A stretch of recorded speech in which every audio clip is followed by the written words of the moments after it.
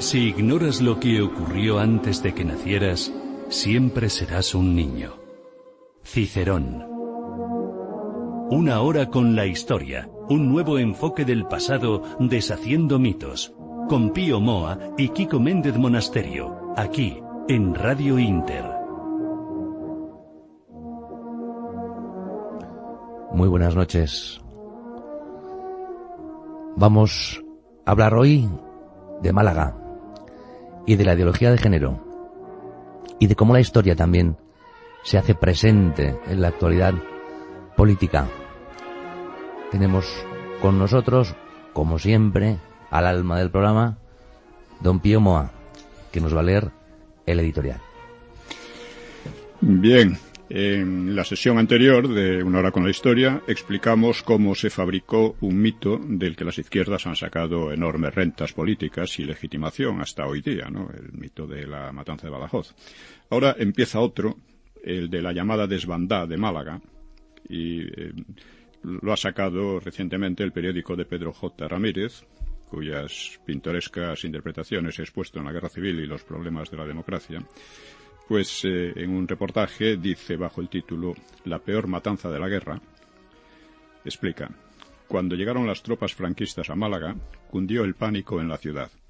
Muchos optaron por la carretera de Almería, y en ellos fueron bombardeados por los nacionales. Por la carretera dicen que huyeron 300.000 personas, salvo algunos milicianos, todos civiles. El mayor éxodo de seres humanos de la historia de Europa hasta que llegó la guerra de los Balcanes. Esto es falso, claro. Los muertos, es falso todo, vamos. Los muertos por los bombardeos serían entre 5.000 y 10.000. Así que vamos a poner las cosas en su contexto. No se trata de una invención como la matanza de Badajoz, ni de una exageración sin tasa, aunque es también muy exagerada como la del bombardeo de Guernica, sino más bien de algo parecido a la pretensión de que los fusilados de posguerra lo fueron por ser honrados demócratas que simplemente pensaban de manera distinta, que es la versión que están dando constantemente. Lo que ocurrió en Málaga, en los meses bajo dominio del Frente Popular, de las izquierdas, fue una verdadera explosión de sadismo, que por otra parte las izquierdas andaban a la greña entre ellas, con denuncias entre sus partidos. Hay que decir que los milicianos y militares del Frente Popular en Málaga mostraron mucho más valor, por así llamarlo, en la retaguardia que en el frente. Ramón Salas Larrazábal, cuyo libro Pérdidas de la guerra sigue siendo el más ponderado y aproximado a la realidad, contabiliza en Málaga unos 2.800 asesinatos de las izquierdas, a menudo con tremendo ensañamiento, arrancando los ojos o los genitales, etc. Y en tales actos participó un gran número de personas, milicianos y civiles de izquierdas. No es de extrañar que al acercarse a los nacionales sintieran pánico, y no sin razón, porque el castigo en los meses siguientes fue feroz, con unos 3.800 fusilados, según los cálculos de Salas, que Martín Rubio eleva a 4.200 en la provincia. Pues bien, en medio de una absoluta falta de previsión de los líderes izquierdistas, miles de milicianos y civiles huyeron por la carretera hacia Almería. El libro del historiador Juan Ramos Hitos, Guerra Civil en Málaga, que es quizá el más completo que se ha escrito hasta ahora, recoge un informe de los subcomisarios políticos encargados de investigar los hechos. Y el informe dice: la carretera desde el frente hasta Almería era un verdadero río humano, dándose el espectáculo de mujeres, niños y hombres que morían de completo agotamiento y otros muchos que se suicidaban, aumentándose así el cuadro del horror. Toda esta masa, en desenfrenado pánico, marchaba hacia Almería y pasaba de ella cometiendo toda clase de desmanes. Pues bien, nada de esto, sigue el informe, nada de esto se había abordado a nuestra llegada, cuando llegaron a investigar. En el terreno militar diremos como detalle que todo el frente hasta Almería e incluso esta misma capital ha estado totalmente desguarnecido durante 3 días. Esto pudo dar motivo a una verdadera catástrofe si el enemigo, más audaz o mejor preparado, hubiera continuado su avance. El informe menciona a 8.000 milicianos que venían deshechos y no tenían comida alguna, y causaban, como junto con los demás, desmanes, ¿no? Robos de todo tipo, ¿no? Curiosamente, no menciona los bombardeos de los nacionales, lógicos en guerra, pues al enemigo en retirada se le hostiga, siendo imposible distinguir desde la distancia milicianos y no milicianos. Como resumen, podemos decir: 1. Hubo lo que se conoce como la desbandada de miles de milicianos, no algunos, como dicen estos, por temor al castigo, dadas las atrocidades cometidas. Al pánico se sumó la imprevisión delictiva de los jefes. 2. Los miles de milicianos, una masa muy considerable, huían a menudo con sus familias y probablemente obligaron a acompañarles, quisieran o no, a otros civiles, una conducta que fue común en la guerra, en Cataluña, en Vascongadas, en Asturias, etc. A menudo, cuando se retiraban, obligaban a la gente a marchar con ellos, ¿no? Para dar la impresión de que todos huían de los fascistas, como les llamaban. 3. El número de huidos no podía ni remotamente ser de 300.000, que dicen estos pseudohistoriadores, ya que Málaga no tenía entonces más allá de 180.000 a 190.000 habitantes y, desde luego, la mayoría continuó en la ciudad, aunque se incorporasen a la huida algunos de pueblos cercanos. Es imposible hacer un cálculo preciso, pero difícilmente pasarían de 30.000, una cifra de todas formas muy considerable. Es que una masa de gente da la impresión a veces enorme y son pocos, como cuando dicen la Puerta del Sol que está llena y no caben allí más de 20.000 personas, creo, o 10.000, algo así, ¿no? 4. Los bombardeos desde el mar o por aviones entran en una conducta militar normal contra enemigos en retirada. 5. Normal y admitida internacionalmente, ¿no? 5. Hablan de 5.000 a 10.000 muertos. ¿Y por qué no de 10.000 a 20.000 o de 500 a 1.000? Las cifras de los historiadores propagandistas de izquierda suelen multiplicar por 10 las cifras reales. En el caso de Guernica llegaron a hacerlo por 20. Los bombardeos de Málaga no podían causar muchas víctimas, quiero decir, de la carretera de Málaga-Almería, no podían causar muchas víctimas, pues no atacaban a columnas compactas, sino a un reguero de gente irregular y disperso, como muestran las fotos, y en una carretera mayormente de montaña, no en terreno llano, que es más fácil de acertar, ¿no? 6. Muchos murieron por hambre y agotamiento debido a la imprevisión de los jefes, como denuncian los propios informes de la izquierda. Y 7. Añádase que la flota del Frente Popular salió de Cartagena, pero, pese a ser más numerosa, no se atrevió a combatir con los dos cruceros, el Canarias y el Cervera, creo que era, que los nacionales tenían en la zona. En fin, estamos ante otro mito más. Es asombroso cómo esta gente, cuando se les desmonta un embuste, inventan otro, situándose una y otra vez como fiscales, cuando tendrían que estar en el banquillo de los acusados por mentir y resucitar odios que debían estar olvidados.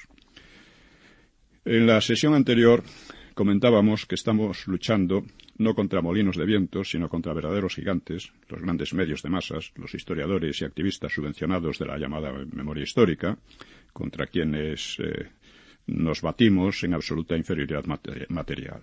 Por eso llamamos a nuestros oyentes a adoptar una actitud mucho más activa, porque es un deber moral. El pasado repercute inevitablemente en el presente y no hay cosa peor que la falsedad que impide superar lo peor del pasado. Queremos que este programa sea movilizador, no simplemente de ilustración. Va dedicado a quienes respeten la verdad y sientan la necesidad de defenderla. Si ignoras lo que ocurrió antes de que nacieras, siempre serás un niño. Cicerón. Todos los sábados en Radio Inter, de 9:30 a 10:30 de la noche, una hora con la historia. Un nuevo enfoque del pasado, deshaciendo mitos. Recuerde, los sábados de 9:30 a 10:30 de la noche, una hora con la historia, con Pío Moa y Kiko Méndez Monasterio, aquí, en Radio Inter.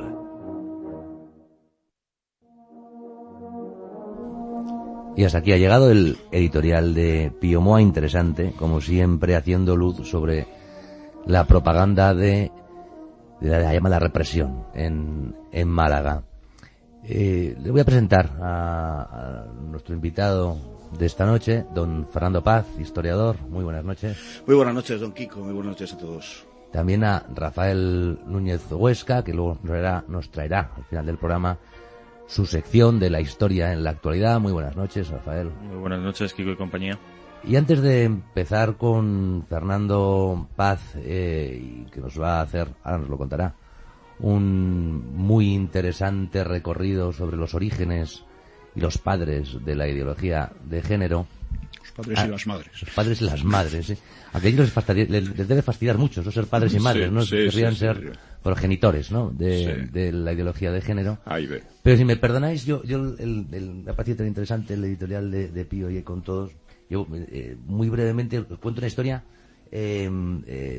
privada dentro de la historia general, pero que la conozco de muy primera mano, sobre lo que Pion ha pasado, porque no era el objeto de su editorial ni de su alocución, sobre los crímenes del Frente Popular en Málaga, y dar también un tono amable. Yo conozco de primera mano una historia de una familia. El padre era un conocido derechista que se sumó al alzamiento, como fracasó en Málaga, fue ingresado en la cárcel, y yo creo que es en agosto, el 1 de agosto, cuando se produce el bombardeo de la CAMSA. Los aviones nacionales bombardean las instalaciones de la CAMSA en Málaga, y en represalia las milicias, los milicianos que luego huyeron por la carretera de Almería, lo que hacen es asaltar la cárcel y matar a los derechistas que estaban allí. Bueno, derechistas y todo tipo. Ya sabemos que las víctimas del Frente Popular no eran necesariamente por su ideología. Fue asesinado esta persona, con otros muchos descansa en la Catedral de Málaga. No sabemos hasta cuándo, porque en cualquier momento, pues también, como tantas otras cosas, pues puede estar amenazado de este odio histórico retroactivo. Pero la historia que quería contar, muy curiosa, es cómo después, no contentos con matar al cabeza de familia, las milicias también fueron a acabar con la madre, con la mujer de esta víctima, y probablemente también con sus hijos. Y una camioneta de la FAI, tenía pintada más o menos FAI y CNT en la puerta de la camioneta, para buscar a esta señora, a esta buena señora. Baja el conductor, les avisa que van a entrar a matarlos, cierra la puerta y sale a decirle a sus compañeros que no están en casa. Y esa familia, sí, gracias a ese gesto del conductor de la FAI, puede escapar. Lo curioso es, digo, como reflexión intrahistórica, es que ese gesto de buena voluntad era al fin y al cabo un deber moral de ese chico, que era un niño perdido en la guerra del Sáhara, y a quien ese hombre que había sido asesinado en la cárcel había rescatado del desierto, absolutamente perdido, lo había llevado a Málaga, y ahí le había encontrado, le había dado primero una educación y después le había encontrado una colocación como mecánico. Por eso precisamente era el conductor. En fin, que dentro de las grandes cuestiones de, efectivamente, unos crímenes muy grandes y una represión dura, también está esta intrahistoria de cómo los gestos de bondad y de reconocimiento por los dos bandos, ¿no? También se dieron, sí, por los dos bandos. Pero bueno, íbamos a hablar de la ideología de género, y para eso hemos invitado pues a uno de los grandes especialistas, y no es halago baladí. Fernando Paz. Yo a Fernando Paz le he oído hablar de la ideología de género, ahora que ya sí está en boca de todos. Pues ¿hace cuánto, Fernando? 10, 12 años hablábamos las primeras veces que nos contabas en el semanario Alba, esta ideología totalitaria que venía, y la gente no sabía ni lo que era. ¿Desde cuándo te interesa y entiendes que va a ser el nuevo caballo de Troya, el nuevo ariete del marxismo cultural para deshacer la familia? Bueno, cuando uno ve, digamos, la sucesión de acontecimientos de este orden moral, digamos, recogidos por la ley, pues se tiene que preguntar ¿cuál es el espíritu que anima esto? Yo suelo decir que hay dos tipos de personas: los que creen que las cosas suceden porque sí, y los que buscan una explicación a las cosas. Las cosas no suceden porque sí, las cosas suceden porque tienen una razón detrás de ellas. El presidente Roosevelt decía: no conozco ningún político que no haga algo sin algún motivo. Y es verdad, él se refería a cuestiones que tenían que ver con la corrupción en la forma de elegir a los candidatos del Partido Demócrata y tal, pero se puede hacer extensivo a todo. Es decir, nada sucede porque sí, y cuando uno ve que se plantean cuestiones desde el punto de vista legal del tipo de reconocimiento de orientaciones sexuales y de derechos, y sobre todo cuando ve que se producen dos cosas: por una parte una hipersexualización de toda la sociedad, que yo creo que es la clave, ¿no? Y por otra parte que se pretende a partir de la diferencia sexual que se produzcan diferencias de tipo jurídico, es cuando uno tiene que plantearse qué está pasando. Pero si me remonto muy muy atrás en el tiempo, lo que recuerdo por primera vez que me llamara la atención a este respecto fue una entrevista con un personaje que se llamaba John Lennon, que dijo en cierta ocasión: ahora estamos en los Estados Unidos de los años 70, a por la liberación de los niños. Aquello, leído a mis 20 y pocos años, verdaderamente me sobrecogió. ¿Qué quiere decir con la liberación de los niños, ¿no? Y bueno, eso se quedó ahí. En aquel momento pues no tuve la oportunidad de ahondar en este tipo de cosas, pero posteriormente lo he ligado con la Escuela de Frankfurt y con todo lo que ha venido que llamamos ideología de género. Y ahora adquiere un matiz bastante más siniestro de lo que entonces me parecía algo casi divertido, tipo Pinocho, ¿no? Sí, no, pero tengo que decir que además Fernando Paz es un Beatle-maníaco, porque nadie es perfecto, y o sea que no ibas con un prejuicio hacia la frase de John Lennon, ni mucho menos. Ni mucho menos, y además es que es una constante en la intelectualidad de esa época, Jean-Luc Godard, por ejemplo, y el propio Lennon, donde en una de sus canciones dice, no queremos cambiar la Constitución, queremos cambiar tu cabeza.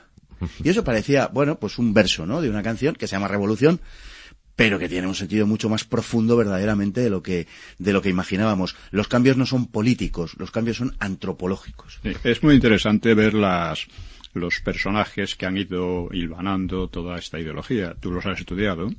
Entonces sería interesante que nos fueras dando un poco quiénes eran y, o sea, qué clase de personas eran, porque verdaderamente creo que eran gente bastante perturbada, ¿no? Sí, es inevitable trazar una línea, en fin, entre los hechos y la biografía, ¿no? O sea, es difícil concebir que una persona virtuosa va a escribir cosas monstruosas y al contrario, ¿no? Y verdaderamente, a través de la biografía de estos sujetos y sujetas, pues uno se da cuenta de que un poquito de qué es lo que está pasando. Cuando uno lee lo que escriben, lo que piensas es, esto es una cosa de locos. Primero, enumérenos, don Fernando, una lista de los 5 primeras fuentes de la que bebe toda esta ideología. Pues podemos empezar en el tiempo, quizá el primero que ya digamos que lo perfila de un modo reconocible desde el punto de vista actual podría ser Wilhelm Reich, que es un heredero de la psiquiatría post-freudiana, que tiene un gran impacto en la izquierda de aquel momento, al cual le sucede... ¿De qué época estamos hablando? Estamos hablando básicamente de finales de los años 20, comienzos de los años 30. En la Alemania de comienzos de los años 30, después de la llegada de Hitler al poder, él emigra a Estados Unidos. Bueno, es el primer... tiene un libro que yo creo que es muy esclarecedor, que es La psicología de masas del fascismo. Ese libro que está escrito desde el punto de vista de una, como digo, psicología post-freudiana, que interpreta todo lo que está pasando en Europa y en Alemania bajo esa luz, ¿no? Y entonces, lo que viene a decir es la primera vez que se enuncia la idea de que el fascismo es el producto de la mentalidad tradicional y de que por tanto dentro de todos nosotros hay un fascista que lo único que está esperando es el momento para salir. Y eso se fundamenta y se basa en el amor y el respeto a la familia. Es en la familia donde surge el fascismo. El amor al padre... Identificación del fascismo con la familia. Y como hay que destruir el fascismo... El amor al padre... En ese momento hay que decir que se produce una especie... Hay una distancia entre ese marxismo que podemos llamar más o menos heterodoxo y el marxismo formal y oficial. En la Unión Soviética, por el contrario, por ejemplo, Gorky está diciendo todo lo contrario. Está diciendo que el fascismo se terminaría si extermináramos a los homosexuales, dice literalmente, porque entiende, el marxismo ortodoxo entiende que en el fascismo y en la homosexualidad se da el mismo fenómeno, el odio al otro, el odio al diferente, y por tanto lo que se busca es, digamos, una mirada hacia adentro, lo que se busca es una autoidentificación. Ese miedo es lo que conduciría, según el marxismo ortodoxo, al surgimiento del fascismo y su ligazón con la homosexualidad, que por otra parte en la Alemania pre-hitleriana fue un asunto bastante cierto, porque de hecho, y es curioso visto desde el punto de vista actual, socialistas y comunistas denunciaron a los líderes de las juventudes hitlerianas y de las SA por tener relaciones con menores varones. Hubo varias denuncias de homosexualidad, concretamente en el caso de Ernst Röhm, Pero ahora el personaje, ya hemos dicho que lo que él identifica familia con fascismo, es un emigrado alemán en Estados Unidos, pero el personaje, como decía Don Pío, ¿cómo era este? Pues era miembro del Partido Comunista, del KPD, miembro del Partido Comunista Alemán, tuvo unas relaciones muy complicadas con el KPD, porque era un partido muy sovietizado, después del propio PQS, el partido marxista más ortodoxo, era un partido en el ámbito marxista, también hay que decir, muy creativo, de ahí procede el puño en alto y muchas consignas que luego se han hecho muy populares en la izquierda, y tuvo una relación bastante conflictiva con el Partido Comunista Alemán, aunque era un hombre muy respetado. En su biografía personal explica muy bien su ideología. Él tuvo relaciones desde muy pequeño. Él vivía en un medio rural y tuvo relaciones zoofílicas con animales de su granja, ¿no? Y al parecer con una edad tempranísima, con 5 o 6 años. En su casa se vivía un ambiente muy, vamos a decir, sexualizado, sobre todo por parte de su madre. Y ahí está un poco la clave de todo este asunto. Su madre tuvo relaciones sexuales con un compañero suyo cuando él era un poquito más mayor, de 13 años. Él, de alguna manera, pues ahí digamos que tuvo una especie de probablemente celos con respecto a su amigo y denunció a su padre que su madre estaba teniendo esas relaciones sexuales. La consecuencia fue que hubo un cisma familiar y hubo una serie de problemas gravísimos, como uno se puede imaginar, y la madre terminó suicidándose. Él, de alguna forma, pues parece bastante evidente, se culpó siempre de la muerte de la madre por haberse, por decir así, chivado al padre, ¿no?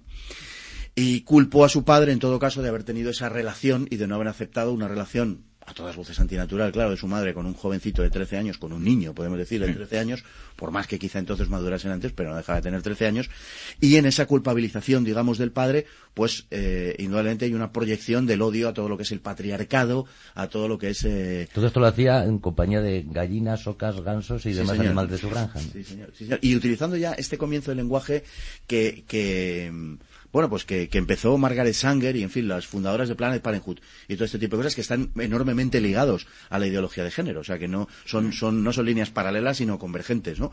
Ya se empezaba a cocer este lenguaje que tuvo su culminación con la Escuela de Frankfurt, que lo sistematiza, dentro de que hay que tener en cuenta que toda esta ideología de género es cualquier cosa menos sistemática. Pero si hay algo de sistematización en esto, desde luego está en la Escuela de Frankfurt, ¿no? Uno de los principales que contribuyen a ella es Wilhelm Reich, claro. Pues hemos visto a este amigo de la naturaleza y qué otro...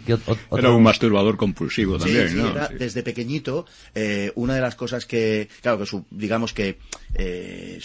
por las que culpabilizaba a su padre era porque seguía su padre no estaba, digamos, por la labor, no tenía ese enfoque del mundo y de la vida. Y entonces su padre le solía pillar, pero a una edad extraordinariamente temprana. Estamos hablando de 5 y 6 años, cuando difícilmente una criatura está sexuada. Este hombre, pues debía estarlo, ¿no? Ya desde una época tan temprana. Y bueno, él mismo contó en cierta ocasión que se llegaba a masturbar casi una docena de veces al día, ya en una edad un poquito más mayor, pero sí, bueno, Wilhelm Reich además fue, en fin, por ahondar un poco en su biografía, estuvo acusado de abusos, estableció una clínica psicosexual en Berlín primero, de donde tuvo que salir por razones políticas, pero también por esto, porque estuvo acusado, se marcha a Estados Unidos y vuelve a estar acusado de abusos sexuales a mujeres, o sea, utilizaba toda esta parafernalia psicosexual para abusar abiertamente de mujeres. Termina en la cárcel y termina en el sanatorio de la penitenciaría, o sea, fue finalmente en sus últimos años fue determinado, en fin, que estaba loco, ¿no? ¿Muere de muerte natural? Porque, sí, porque luego hay suicidio. Pero muere loco. Es que estos acaban o suicidados o locos. O sea, son las dos variantes que hay. Pero sistemáticamente todos, ¿eh? No hay prácticamente... Otro personaje. Va a ser apasionante este programa. Kinsey, por ejemplo. Alfred Kinsey. Kinsey es el ejemplo quizá más acabado de la ideología de género, ¿no? Y digo el ejemplo más acabado porque es el perpetrador de uno de los grandes fraudes, junto al de Margaret Mead, uno de los grandes fraudes de la ideología de género. Kinsey, pues igual que en el caso de Wilhelm Reich, era un pansexualista, o sea, todo lo interpretaba desde esa óptica, que por cierto, y frente a lo que normalmente se cree, no es freudiana. Freud no estaba de acuerdo con esa visión tan radical, digamos, no pensaba en esos términos, pero Kinsey sí, también es un heredero de ese tipo de filosofía. Él, en la Universidad de Indiana, estableció una especie de lo que pretendía ser un paraíso sexual, ¿no? Probablemente para él lo fuera. Un paraíso sexual que nos ilustra bien acerca de muchas de las cosas que están pasando hoy en día, ¿no? Él empezó a tener relaciones de carácter público con su mujer a partir de carácter público. Con su mujer... Expliques un poco de carácter público con su mujer. Bueno, él era un hombre que en clase y en la universidad hablaba, tenemos que ponernos a comienzos de los años 50, hablaba de sexo de una forma grosera, soez, desde luego nada elíptica, y atraía a sus alumnas, en principio, para todo este tipo de prácticas que mantenía con su mujer también. Luego atrajo también a alumnos, no solo alumnas, y terminó instalado en la pedofilia abierta, en la pederastia abierta y en el sadomasoquismo. No voy a detallar porque es profundamente desagradable, pero en fin, encontraba placer en el dolor y también incluso en las relaciones con la corriente eléctrica. En fin, ya comprenderán ustedes que este tema... Tenemos al amigo de la naturaleza, número 1, y al amigo de la ciencia, el número 2. Pero cuente Kinsey, porque a lo mejor nuestros oyentes, algunos, bueno, muchos no tienen por qué saber cuál es su importancia en lo que hoy está denominado casi como dogmas. O sea, que no es un personaje loco que escribiera un libro. Tuvo una influencia enorme. Claro, que es una referencia permanente del... Kinsey es la referencia. Kinsey es un hombre al que constantemente a sus obras se remiten todos los ideólogos de género, sin excepción. Pero la clave de la cuestión de Kinsey es que Kinsey viene a decir que, detrás de cada ser humano, y por supuesto de cada hombre, en realidad hay un pervertido, alguien como él, en definitiva, y que, en fin, las relaciones, el deseo hacia los niños, las relaciones homosexuales, la tendencia sadomasoquista, etcétera, son absolutamente comunes en todas las personas, solo que lo reprimimos. ¿Cómo llegó este hombre a tal conclusión? Porque hizo un estudio amplio sobre lo que los varones, fundamentalmente lo que los varones deseaban, querían y buscaban. El pequeño problema de esta cuestión es que el estudio lo realizó en las penitenciarías de los Estados Unidos, donde obviamente hay una cantidad de personas condenadas por estos asuntos muy grande. Es decir, que la muestra, el universo de muestra que utilizaba estaba, algo más que sesgado, ¿no? De ahí vienen esos porcentajes, ¿no? Que da como el 10% de homosexualidad. Llega a hablar, sí, 20%, que es muy recurrente en el mundo LGTB, que se llega a hablar de un 20% de homosexualidad más o menos explícita, y se llega a decir que hay un 20% de personas que a lo largo de su vida tienen una fuerte tentación, ¿no? Y de ahí se saca esa idea que tantas veces se ha dicho en los círculos homosexuales, que lo que distingue a un homosexual de un heterosexual son 3 copas, ¿no? Es decir, como que la liberación, si las personas se pudieran expresar de forma libre, les conduciría a la homosexualidad. No sé a qué tipos de bares van estos señores. Y con 5 copas más a los enchufes, ¿no? Después, pero siga contándonos más, es apasionante. Algo más de cómo acaba y... Bueno, Kinsey terminó también absolutamente enajenado. Es un hombre al que en sus años finales, y esto no solamente sucede con él, en sus años finales terminó bastante desprestigiado en muchos círculos, porque obviamente no se le pudo tomar muy en serio. Pero lo que montó en la Universidad de Indiana fue verdaderamente, va más allá de lo grotesco. Hace poco echaron una serie, lo que pasa es que yo no soy nada televisivo, pero echaron una serie donde en un capítulo salía un personaje que yo creo que era un trasunto de Kinsey. Yo creo que hay una película también que le loa sí, el informe. Ahora mismo no sabe, creo que es el informe Kinsey o algo así. El informe Kinsey es la piedra angular de toda esta historia, ¿eh? O sea, es... quizá no en la elaboración, digamos, de las tesis, pero sí en lo que pueda tener de respaldo estadístico, ¿no? Es decir, se toma como si verdaderamente eso hubiera sido un... Sí, como el universo de una penitenciaría. ¿De dónde decía que era usted? Porque creo que es un estado en particular. Indiana. Sí. Como si... El mundo fuese más o menos una reproducción de las penitenciarías de Indiana a los años 50, ¿no? Y eso lo presentan como científico, como algo de ciencia, claro. Como científico. Vamos a ver, estamos en una época en la que los medios son menos que los de ahora, y eso es lo que también permite ¿no? Sí.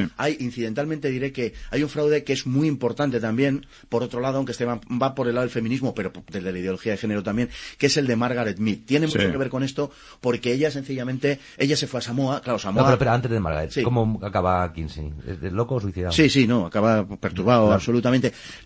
Kinsey acaba perturbado, como muchos otros terminan. El problema de esto, como el propio Nietzsche, que yo creo que nos tendríamos que remitir a él, porque en el fondo de todo esto está Nietzsche.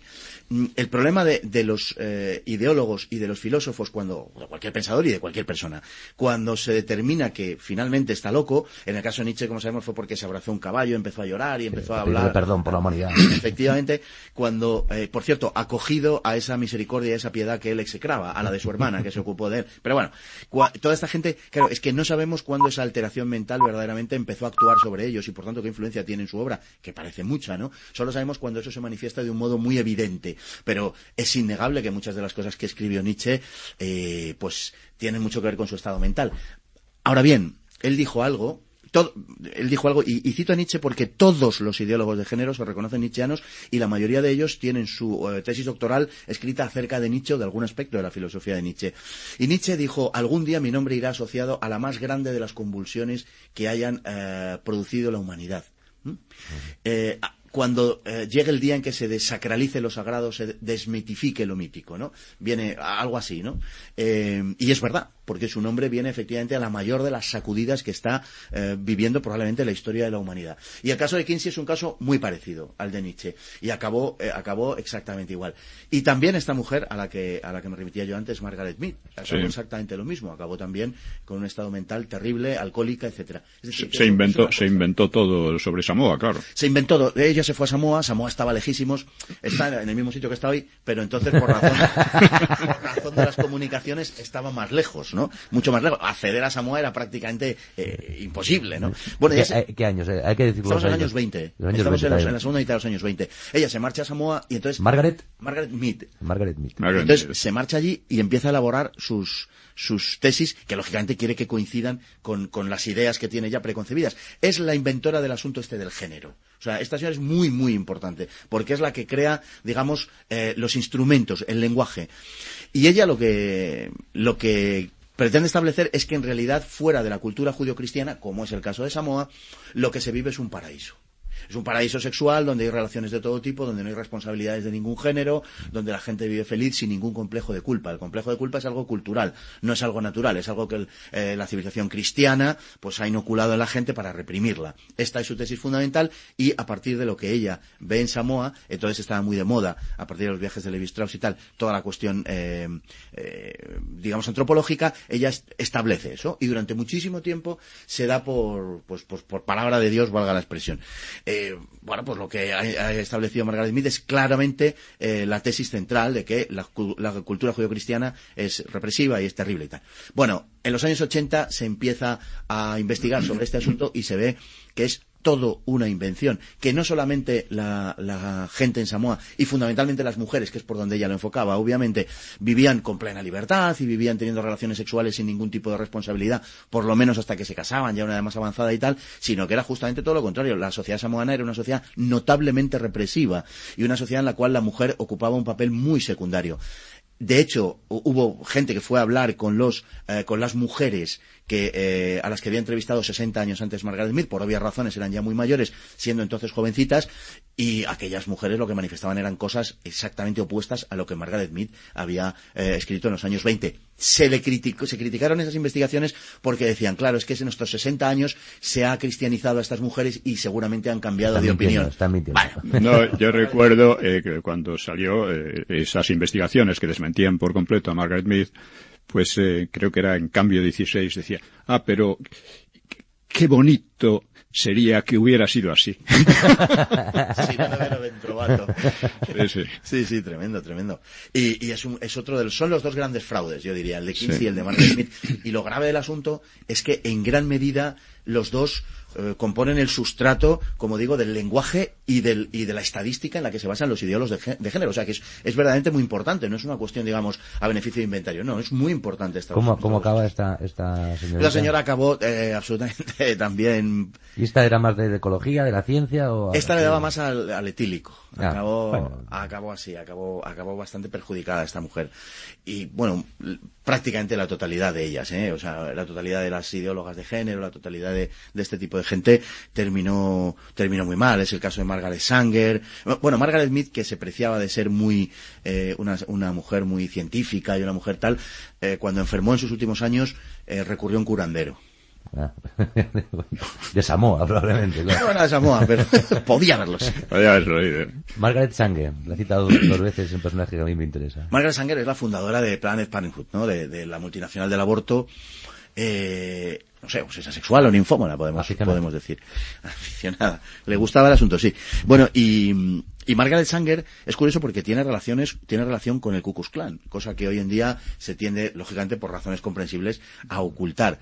La eugenesia y la eutanasia y el aborto, tal y como era enfocada a principios de siglo, que es cuando vive Margaret Sanger, tenía un sentido de selección racial muy claro. Hoy en día, después de lo sucedido en la Segunda Guerra Mundial y de la visión de los campos de concentración, pues lógicamente digamos que la percepción de esto ha cambiado. Pero, por ejemplo, en Estados Unidos y en Suecia había leyes de este tipo, y el propio Winston Churchill pidió que se esterilizara a los 100.000 británicos más idiotas, alcohólicos y con un nivel mental menor. ¿no? Si fuera alcohólico, por él podía haber caído por el lado del alcoholismo, ciertamente. Bueno, uno de sus generales decía, Winston no es alcohólico, no puede serlo, nunca un alcohólico podría beber tanto, ¿no? O sea que, pero ciertamente fue así. Y Margaret Sanger, bueno, en ese orden de lo que llamaba la liberación de la mujer, estamos todavía en un espacio intermedio en el feminismo entre lo que considera, bueno, el final de la primera ola que se llama del feminismo, es casi una excepción, porque las feministas entonces, sufragistas y demás, no eran partidarias del aborto.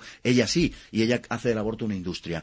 Y como el aborto, sobre todo, va destinado a los sectores sociales menos pudientes, a los sectores sociales en los cuales, el nivel económico, el poder económico es menor, porque se supone a partir de esas ideas calvinistas de los norteamericanos que los que están abajo en la sociedad más o menos vienen a ser porque se lo merecen y son idiotas, pues entonces lógicamente el aborto hay que aplicarlo sobre esos sectores sociales. De hecho, todavía hoy el aborto en Estados Unidos es mucho mayor entre la población negra que entre la población blanca, y hace un par de años un póster en Estados Unidos escandalizó a la población porque salía una mujer negra, creo recordar, que decía, una mujer y un niño negro que decía, tengo 4 veces o algo así, o 3 veces más posibilidad de que me maten que a un niño blanco, ¿no? Entonces fue eso fue en la época, hace 2-3 años también, ¿no? Quizá más, en la publicación de esas grabaciones que se hicieron a Planned Parenthood, al hijo de verdad que tuvo Margaret Sanger, en la que personas eran pro vida, adultos, pero llamaban a Planned Parenthood con la intención de donar dinero, pero solamente para que se abriesen abortorios en zonas de negros, pero ahora lo decían abiertamente: yo lo que quiero es que se ponga el abortorio en zona de negros, y lo que quiero es que se aborten negros. Y las oficinistas y las que reciben las donaciones del Planned Parenthood pues se veían absolutamente encantadas con esas donaciones. Hay ahora circulando en YouTube un vídeo interesantísimo de un tal Big Joe, que es un negro que está además en Nueva York, enfrentándose a una manifestación de blancos. Los blancos son anti-Trump, y el negro está defendiendo lo que está ocurriendo con Donald Trump, y está explicándoles este señor que en realidad las políticas abortistas de Obama iban paradójicamente para en contra el exterminio de la población negra. Y le decía, pero no lo entendéis, yo nunca puedo ser abortista en tanto que soy negro, porque es una política de tipo eugenésica, y se permitía a los nazis, dando una lección de historia. Además está traducido al español, se llama Big Joe, Big Joe. En la era Trump.com lo tenemos. Y se refiere precisamente a eso, a cómo es la población negra la más afectada por los abortos. Claro, porque son los pobres, y por eso el Ku Klux Klan y Margaret Sanger tuvieron las reacciones que tuvieron. Porque, lógicamente, aquella política eugenésica y aquella política de aborto va fundamentalmente contra la población negra. Claro, al Ku Klux Klan, miel sobre hojuelas, que no nazcan negros, claro, pues tanto mejor. Y, de hecho, llegó a dar una conferencia en un centro del Ku Klux Klan, o sea, que no es una cuestión baladí o una cuestión, digamos, imaginada. Esta buena mujer, pues ya sabemos que es la creadora de Planned Parenthood, y murió en un delirio alcohólico. O sea, sus últimos años fueron verdaderamente terribles. Acabó internada en un psiquiátrico, pero sobre todo, entonces, bueno, pues muchos alcohólicos eran internados y tal, y ella acabó internada en un psiquiátrico en un alcoholismo compulsivo. Tenemos el amigo de los animales, a Alfred Kinsey, el gran mentiroso, amigo de los enchufes, a esta amiga del Ku Klux Klan. ¿Qué otras perlas han parido o cree usted que son más una importante es la mujer de Sartre, ¿no? Simone de Beauvoir, por supuesto. Bueno, le ponía a sus alumnas ahí a su marido, ¿no? Era la conseguidora. Es aterrador, porque Simone de Beauvoir sigue siendo, porque estos las personas que hemos hablado, como Kinsey a lo mejor sí, Sanger por la importancia que tiene su legado industrial, esa matanza industrial que es Planned Parenthood. Pero es que Sartre y Beauvoir siguen siendo como la pareja idílica, incluso a nivel ya pop, no a nivel intelectual. Pues cuénteles a nuestros oyentes quién. En el país son unas figuras, míticas. Sí. Es la encarnación, son la cara y los ojos de la Divine Gauche. Es que es eso, en definitiva, es la gente de la orilla izquierda, ¿no? Del Sena, la gente bien del progresismo francés.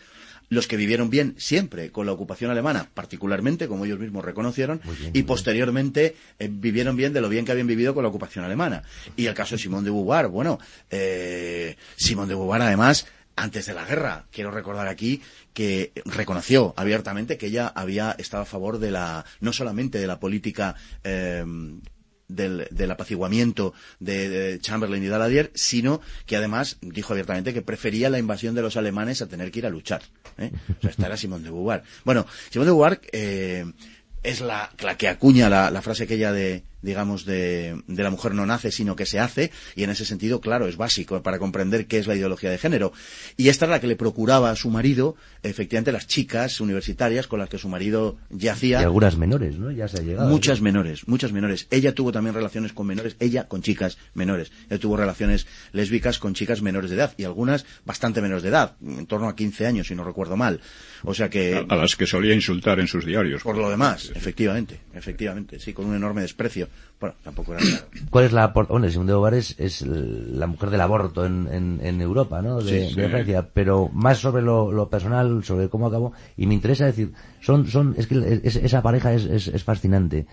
¿Quién pervierte a quién? ¿O son dos almas perversas destinadas a encontrarse? Son dos almas perversas, pero yo creo que en Simone de Beauvoir había una cierta debilidad personal. Yo creo que el retorcimiento y la maldad en estado más puro es de Sartre. Sartre es un hombre que, con perfecto conocimiento de lo que sucedía en el Gulag, al otro lado del telón de acero, no solamente callaba, sino que ordenaba callar. Y si recordamos la polémica que tuvo con Camus, pues hay mucho de eso, hay mucho de el enfrentamiento, digamos, de la honestidad de una persona que ve que las cosas en las que ha creído no son como él las creía, y que está perfectamente dispuesto a modificar su punto de vista, como así hizo, bueno, variando un poco hacia una vena más anárquica, en el caso de Camus, incluso al final de sus días acercándose, sí, porque al final de sus días se acercó al cristianismo y se hizo muy amigo de un pastor protestante, y bueno, parece ser que cuando muere en el accidente de coche estaba por lo menos dispuesto a ir a algún tipo de oficio religioso para conocer qué seguía. No olvidemos cómo perdió la fe, ¿no? Cuando vio a aquel niño aplastado en las calles de Argel y tal. Entonces, bueno, él llegó a esa convicción y tal. Tuvo un enfrentamiento muy enormemente honesto con quien era fundamentalmente deshonesto, que era Sartre, ¿no? Y que es un personaje, pues, que por esas cosas que tiene el progresismo, que ha sido elevado a los altares, no sin razón, porque en definitiva la filosofía de Sartre, que se puede resumir en aquel maravilloso libro, y lo digo fundamentalmente por el título, que es La náusea, que representa cuál es la actitud esencial de la intelectualidad europea, ¿no?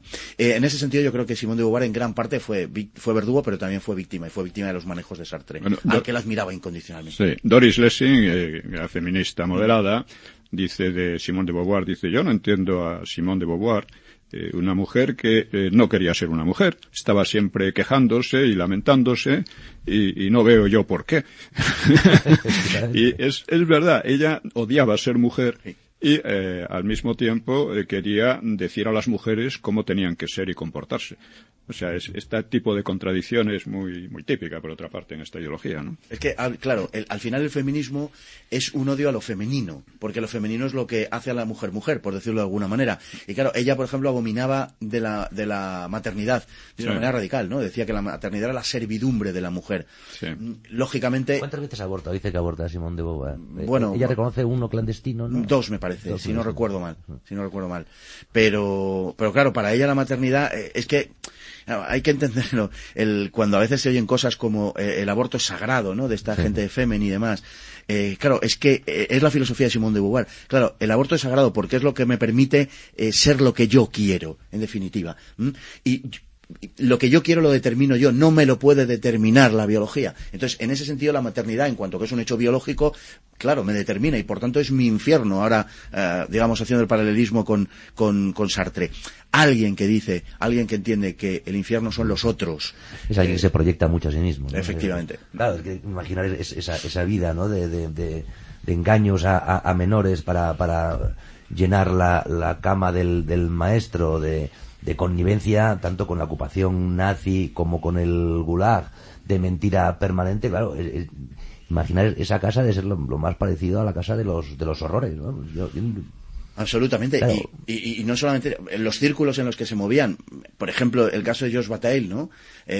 Un tipo absolutamente, increíble, ¿no? Un tipo de novela. Si alguien escribe una novela con la vida de este hombre, realmente no sería creída, ¿no? Y dice, bueno, esto no puede ser. Hay una chica muy guapa por ahí que conocí hace tiempo, sí, muy guapa y muy resultona, y sale en las televisiones y tal, que de repente que quiso ser escritora y y empezaba a hacer cosas. Yo creo que tiene hasta alguna novela por ahí, y tiene una fascinación por Bataille. Yo creo que le sonaba muy bien el nombre, ¿no? George Bataille, y tal. Estaba aquí el tenebrismo y el oscurantismo católico.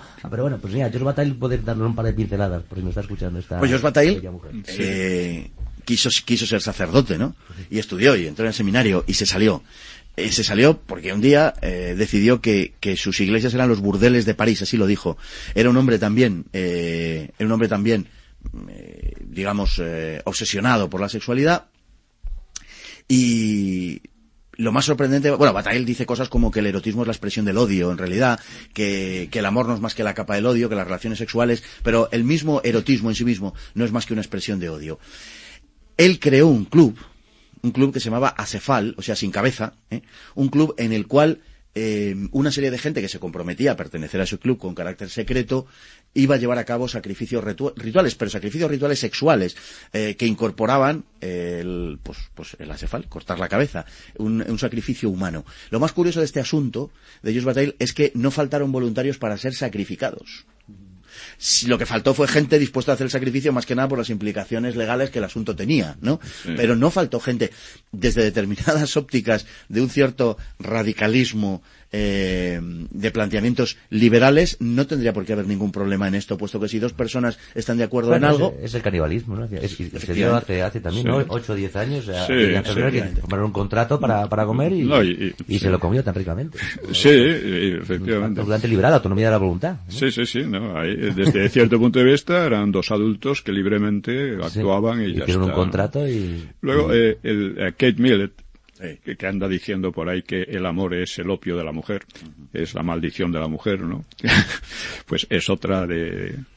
Bueno, Millett es esencial. Hoy día estamos ya, digamos... Millett es intermedio entre la segunda y la tercera ola del feminismo. Estuvo en España hace poco, hace 3 o 4 años, dando charlas y conferencias a grupos feministas. Millett es la abanderada, la primera que habló abiertamente del incesto, ¿no? De la necesidad del incesto como medio de ruptura de la familia, junto a Shula B. Firestone. El incesto es el camino por el cual, digamos, podemos destruir la familia del modo más directo. Es un personaje también de absoluta locura, ¿no? Millett, pensemos que en el mundo norteamericano universitario, que es extremadamente progre, no le han sido capaces de buscar un hueco para que dé clases. Y ella misma ha pedido que no le dejen sola nunca. Necesita tener a alguien cerca, porque dice, si no, en el momento en que yo me quede sola, me voy a suicidar. Es amiga de otras 2 personas que se suicidaron, que estaban en su entorno, en el entorno de las primeras revistas feministas que salieron a finales de los 60, primeros 70, de Frankfurter, de María del Drago, que acabaron suicidándose a edades muy tempranas, con 40, 50 años, ¿no? Y también como, bueno, pues por razones obvias, ¿no? Por razones psicológicas. Kate Millett es una persona en la que es difícil no entrar en que está muy mal de la cabeza. Y ella misma lo ha dicho. Shula B. Firestone, la otra, digamos, piedra angular de esta casi tercera ola, de la que nos lleva toda la teoría queer, etcétera. Firestone ha muerto hace poco y también ha estado los últimos años, bueno, décadas de su vida internada en un manicomio. Y por eso decía al principio que, claro, cuando uno lee estas cosas, que no existen los hombres ni las mujeres, que son construcciones culturales, que la anatomía no nos determina, que la genética no nos hace ser lo que somos, etcétera, cuando uno lee estas cosas tiene que decir, esto es cosa de locos.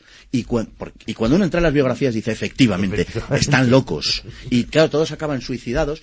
Bueno, hay más casos, y casos de suicidio, por ejemplo, ¿no? Y de muerte, como los casos de Derrida, por ejemplo, con todas sus teorías extrañas, Foucault, gente absolutamente pervertida, que son los líderes actuales de los grupos LGTB. O sea, el caso de Foucault, por ejemplo, que trató de arrancarse la piel con una cuchilla a afeitar, por ejemplo, y que perseguía a sus compañeros de universidad con una daga en la mano.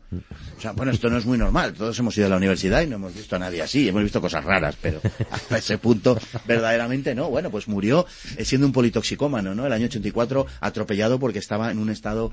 Bueno, estaba en otro mundo, podemos decir, ya antes de pasar verdaderamente al otro mundo. Y estuvo en San Francisco y, en fin, fue uno de los partidarios de la homosexualidad sadomasoquista, pero es que de estas cosas hacen una auténtica disciplina, sí. Entiéndase. O sea, y le dan no, es todo un mundo horrendo, pero sí, efectivamente. Ahí, Fernando, Marx decía que aspiraba a una sociedad sin clases y la sociedad sin sexos viene a ser una adaptación, ¿no? una mutación a un marxismo pasado por todos estos perturbados de los que hablas y luego por la escuela de Frankfurt que dentro de lo que cabe sistematiza la ideología y la lucha entre ricos y pobres, entre los de arriba y los de abajo, pasa a ser una lucha de sexos para acabar en una sociedad sin sexos. El final es la sociedad sin sexo.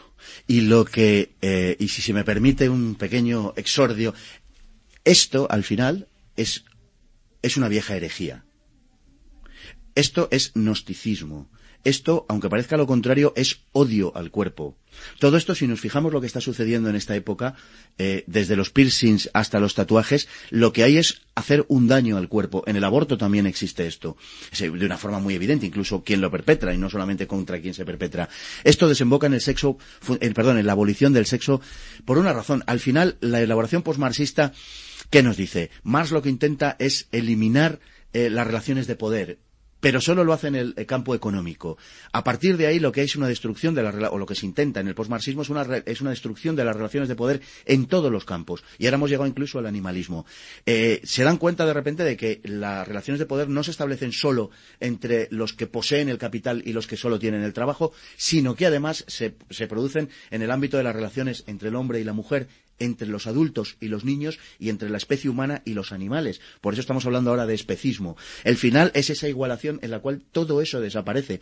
Y la primera víctima de eso será, no digo que a largo plazo, sino más bien a medio plazo, será literalmente la abolición del sexo. El sexo será abolido porque inevitablemente conduce a relaciones de poder.